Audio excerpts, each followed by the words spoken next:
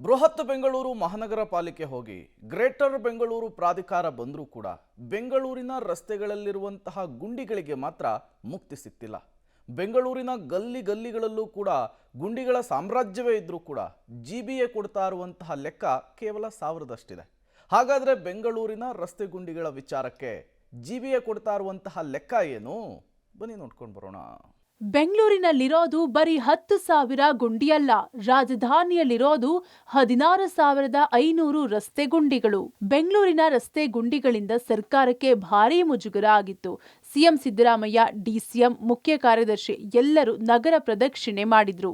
ಬೆಂಗಳೂರಿನಲ್ಲಿ 10,000 ಗುಂಡಿ ಇವೆ, ಅದರಲ್ಲಿ 6,000 ಮುಚ್ಚಿದ್ವಿ, 4,000 ಗುಂಡಿ ಮುಚ್ಚಬೇಕು ಅಂತ ಹೇಳಲಾಗ್ತಿತ್ತು.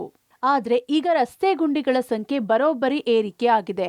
16,000 ರಸ್ತೆ ಗುಂಡಿಗಳು ಇವೆ ಅಂತ ಸ್ವತಃ ಜಿಬಿಎ ಮುಖ್ಯ ಆಯುಕ್ತ ಮಹೇಶ್ವರ ರಾವ್ ಪಬ್ಲಿಕ್ ಟಿವಿಗೆ ಹೇಳಿಕೆ ನೀಡಿದ್ದಾರೆ.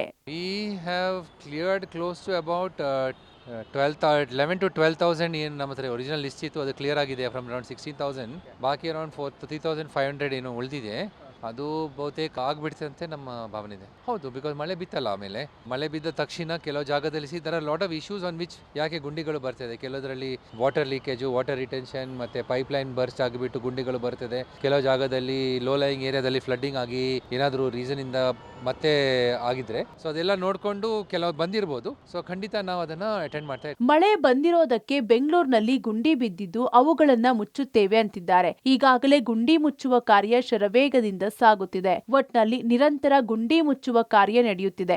ಗುಂಡಿ ಸಂಖ್ಯೆ ಕೂಡ ಏರಿಕೆ ಆಗ್ತಿದೆ. ತ್ವರಿತವಾಗಿ ಎಲ್ಲಾ ಗುಂಡಿ ಮುಚ್ಚುವ ಕಾರ್ಯ ಆಗುತ್ತಾ ಕಾದು ನೋಡಬೇಕಿದೆ. Lokesh Kodagadala, public TV, Bengaluru.